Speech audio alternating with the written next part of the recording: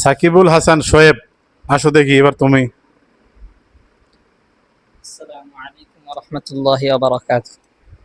ওয়ালাইকুম আসসালাম রহমতুল্লাহ। ভালো আছো? আলহামদুলিল্লাহ ভালো আছি। আপনি ভালো আছেন? আলহামদুলিল্লাহ। মাশাল্লাহ, তুমি তো এই কিতাবখানায় পড়ো, ইয়াজদামে পড়ো।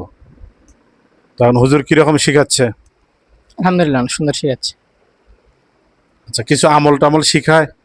জি, আচ্ছা, কিছু আমলের কথা জিজ্ঞেস করলে বলতে পারবা? জি ইনশাআল্লাহ বলতে পারবো। আচ্ছা, তুমি বলো তো দেখি, এই যে আমরা যে মসজিদে ঢুকি, মসজিদে ঢোকার যে সুন্নত গুলো আছে, ঢোকার এবং বের হওয়ার সুন্নত, কয়টা সুন্নত আছে?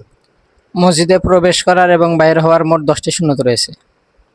আচ্ছা, বলো দেখি ঢোকার সময় যে সুন্নত গুলো, এটা বলো। মসজিদে প্রবেশের সময় 5টি সুন্নত। এর ভিতর নাম্বার 1 বিসমিল্লাহ পড়া, নাম্বার 2 দরুদ পড়া, নাম্বার 3 দোয়া পড়া। এই তিনটিকে আমরা সংক্ষেপে এভাবে বলতে পারি: বিসমিল্লাহি ওয়াসসালাতু ওয়াসসালামু আলা রাসূলিল্লাহি আল্লাহুম্মা ইফতাহ লি আবওয়াবা রাহমাতিক।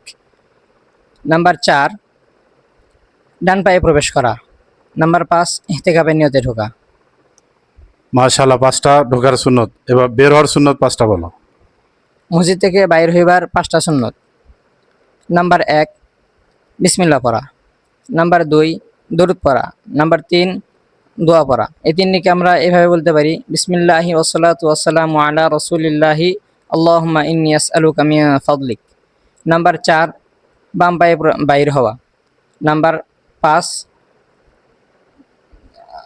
বাম পায়ে ডান পায়ে জুতা স্যান্ডেল আগে পড়া।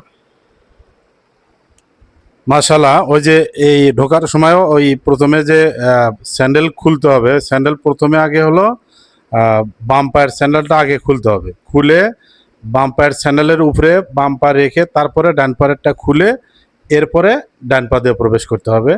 আর বের হওয়ার সময় স্যান্ডেল পায়ে দেওয়ার ওই একই নিয়ম, আগে বাম পায়ের উপরে বাম স্যান্ডেলের উপরে বাম পা রেখে ডান পায়ের স্যান্ডেল ঢুকে দিয়ে তারপরে বাম বাম পায়েরটা করতে হবে।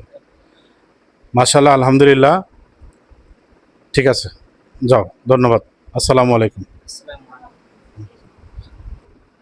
সুপ্রিয় দর্শক, আপনাদের উদ্দেশ্যে আজকে যে ভিডিওটি করলাম, কেমন লাগলো আপনাদের ভিডিওটি? এই ভিডিওর মাধ্যমে আপনাদেরকে একটা মেসেজ দিতে চাই যে আমরা তো সবাই মুসলমান, একদিন এই দুনিয়া থেকে বিদায় হয়ে যেতে হবে সবাইকেই। তো আমরা যদি ঘর থেকে এই ছোট ছোট আমলগুলো দিয়ে আমরা শুরু করি, তাহলে আমাদের জীবন সার্থক হবে। দুনিয়া এবং আখেরাতের জন্য আমাদের চলা সহজ হবে এবং দুনিয়া এবং আখেরাত আমরা ইনশাল্লাহ কামিয়াবি হব। তো আমরা সকলেই এই ছোট ছোট আমলগুলো পালন করার চেষ্টা করি। আল্লাহ যেন আমাদের সবাইকে তৌফিক দান করে। আমিন। আসসালামু আলাইকুম ওয়া রাহমাতুল্লাহ।